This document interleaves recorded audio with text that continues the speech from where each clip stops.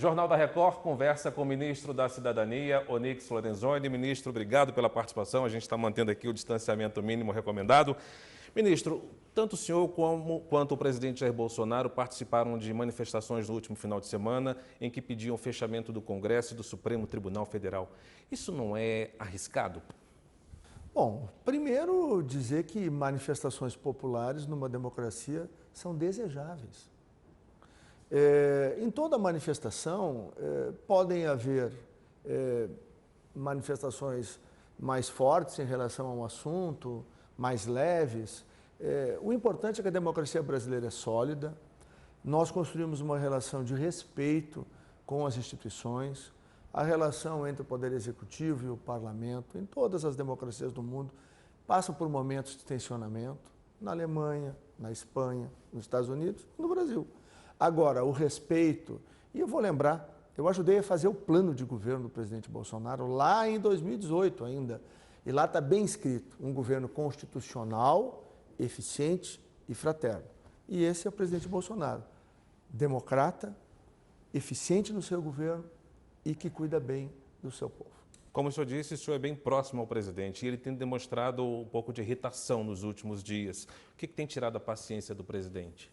Bom, o presidente Bolsonaro, desde 2018, quando nós começamos a caminhada pré-eleitoral e eleitoral mais forte, ele vem sendo alvo de uma perseguição violenta por boa parte, né, da mídia engajada brasileira, né?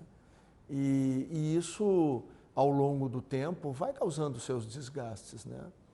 E o presidente tem um foco, que é olhar o Brasil como um todo. Nós conseguimos, o ano passado, né, colocar o Brasil nos trilhos, a gente recuperou a confiança interna, recuperou a confiança externa, fez a maior reforma previdenciária que o país ocidental fez de uma única vez, tanto em abrangência quanto em poderio fiscal. O Brasil recuperou a sua credibilidade. No PPI, né, que é o Programa de Parceria de Investimentos, o Brasil trouxe 482 bilhões de investimentos para os próximos 10 anos, muitos desses investimentos ocorrerão este ano, 90 bilhões de bônus de outorga, ou seja, o Brasil tem um gigantesco programa, né, de parcerias. Quando passar agora esse episódio da Covid, o mundo vai se voltar para esses investimentos, vai haver uma reorientação global, saindo de investimentos no Oriente e buscando outros lugares no planeta, e que seguramente a América Latina e particularmente o Brasil é esse destino. Então a gente tem um encontro aí com um presente seguro, graças ao presidente Bolsonaro, e um futuro aí de muita certeza para o nosso país.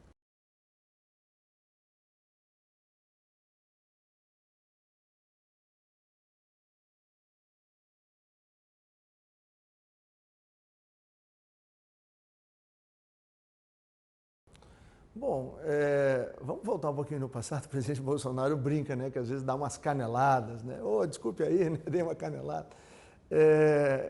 Estas coisas são, eu volto a dizer, é da natureza do processo democrático.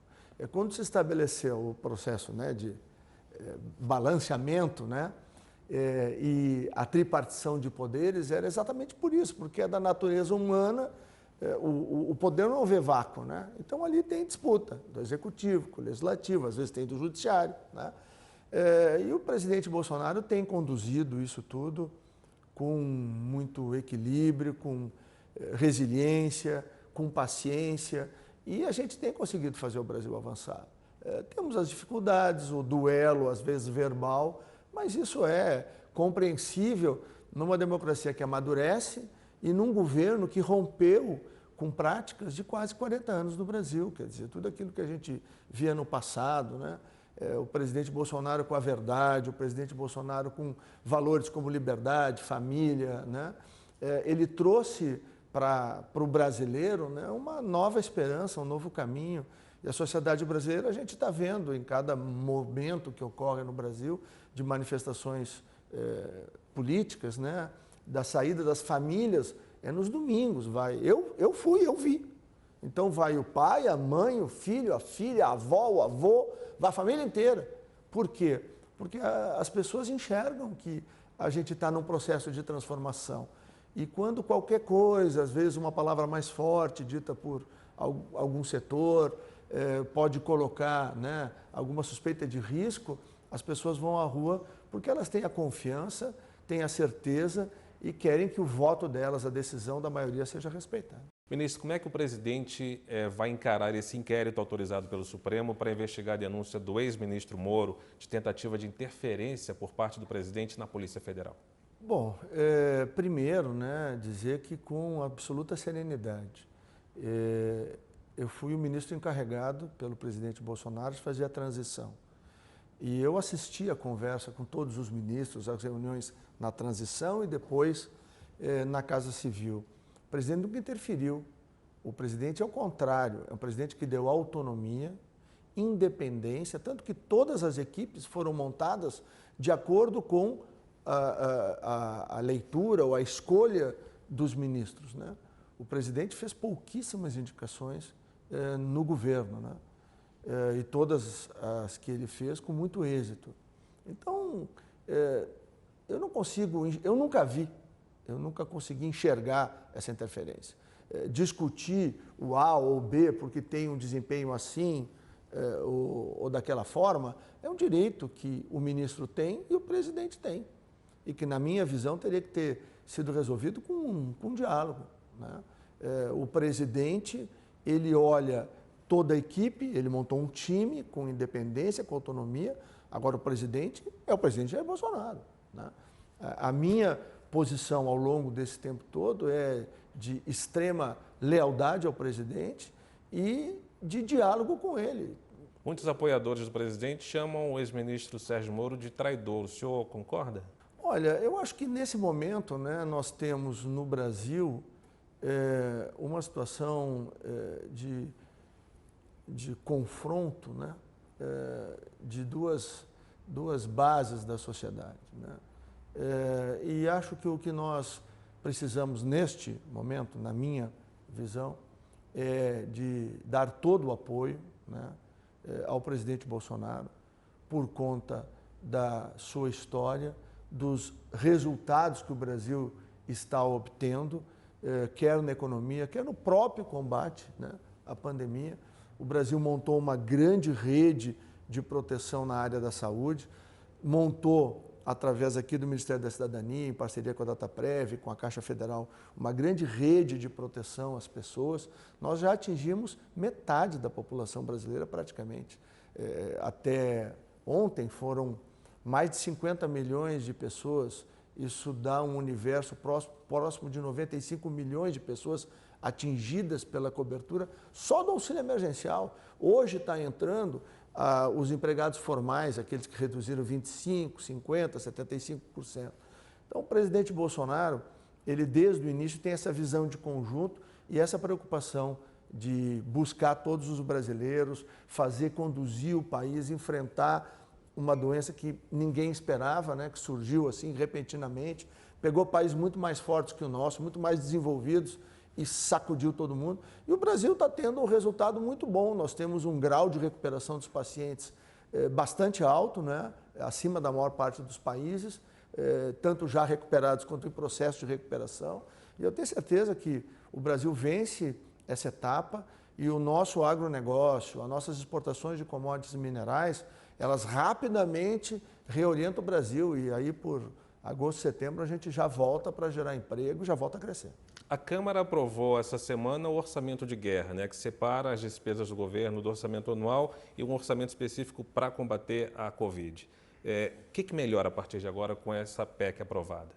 Bom, tudo aquilo que a gente puder facilitar e simplificar para, vamos dizer assim, dar condições a que as prefeituras, né, os próprios governos estaduais e de resto o cidadão, porque todo esse sistema de prefeitura, estado, governo, é para quê? É para servir o cidadão, é o que o presidente diz. Nós fomos colocados aqui, Deus nos colocou aqui para servir a sociedade brasileira. Nós temos uma missão, que é de fazer do país Brasil, que é gigante, uma grande nação, que nós ainda não somos, nós estamos em construção. E o presidente Bolsonaro nos cobra isso reiteradamente nas reuniões ministeriais que nós fazemos. Toda a equipe sabe disso. Aqui no Cidadania, a gente está aqui para servir, né, o país. E o país começa, como há pouco nós dizíamos, né, como eu dizia, te respondendo, que é da natureza, muitas vezes, o conflito entre o poder executivo e o poder legislativo nas democracias no mundo todo, né? Pois muito bem, mas tem coisas que se constroem em conjunto, como o auxílio aos estados. Este auxílio emergencial que nós estamos executando aqui foi um diálogo entre o Poder Executivo e o Parlamento, que construíram as regras, que nós executamos. Nós vamos executar aqui 126 bilhões de reais, que nós vamos transferir para essa parcela, vamos dizer assim, essa rede que pega os mais vulneráveis da sociedade brasileira. Encontramos 20 milhões de invisíveis, né? Quando as pesquisas falavam que eram 5, 6 milhões, ou seja, nós estamos encontrando pessoas que passaram vários governos que nunca enxergaram e temos agora um conjunto, esses mais de 20 milhões de brasileiros invisíveis, que nós vamos poder fazer programas de microcrédito, estímulo ao empreendedorismo, melhorar as condições de vida dessas pessoas. Ministro, como é que o senhor está vendo essa movimentação em cargos de primeiro e segundo escalões do governo? Recentemente, a Regina Duarte foi convidada para assumir a Secretaria da Cultura e essa semana meio que foi desautorizada porque foi recontratado alguém que ela teria dispensado. O senhor vê aí uma possibilidade da Regina deixar o governo nos próximos dias? Isso é um sinal de que a relação não está boa? Olha, como eu estou muito focado aqui, né, no auxílio emergencial e hoje nós estamos transferindo para as primeiras 600 prefeituras que deram o primeiro aceite das 5 mil e ao longo da semana vamos fazer o resto. Nós estamos transferindo mais de R$1 bilhão aí para comprar equipamentos de proteção individual para o pessoal do Sistema Único de Assistência Social, alimentos para as pessoas que estão, principalmente nos asilos, né, nas instituições de acolhimento. Vamos fazer abrigamento, vamos anunciar provavelmente amanhã, né, um grande programa de abrigamento para moradores de rua, né? Então, tem um grande esforço aqui e eu não tenho acompanhado muito, né? Agora, todos os contatos que eu tive com a Regina tem, vamos dizer assim, uma vontade, montou uma equipe com um interesse de servir bem o Brasil, ajudar a cultura brasileira e ajudar o presidente Bolsonaro. Ela tem muito carinho pelo presidente. Eu acho que é coisas aí de ajuste. Questão apenas de diálogo. De diálogo. Qual o papel do Ministério da Cidadania, especificamente, no combate à Covid-19? Bom, assim como tem o Sistema Único de Saúde, o Brasil construiu o Sistema Único de Assistência Social. São quase 200 mil pessoas, homens e mulheres, que são aqueles, vamos dizer assim, que atendem em nome de todos nós, né, os mais vulneráveis. Então, são aquelas pessoas que vão nas comunidades ribeirinhas, né, que vão nas favelas brasileiras, que atendem as pessoas que têm problemas de algum grau de deficiência, aqueles, por exemplo, né, que são os nossos idosos, que são, vamos dizer assim, a população mais alvo, né, com mais risco nessa pandemia, e são eles que vão lá, não apenas levar o alimento, não apenas levar o teste, não apenas fiscalizar se as pessoas estão sendo bem acolhidas e bem tratadas, mas também uma palavra de carinho, né, para poder fazer esse enfrentamento num momento que é tão difícil, né? Mesmo as pessoas idosas que estão, por exemplo, em instituições, né, estão distanciadas de suas famílias, as famílias não podem ir, né, tem que evitar o contato.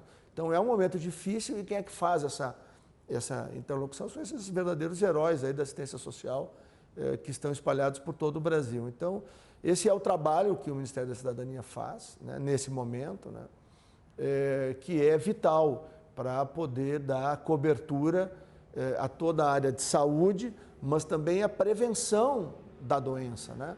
Então, nós, com as equipes de assistência social, ajudamos a levar orientação, a levar... Agora vamos começar uma ação aí de reforço alimentar, né?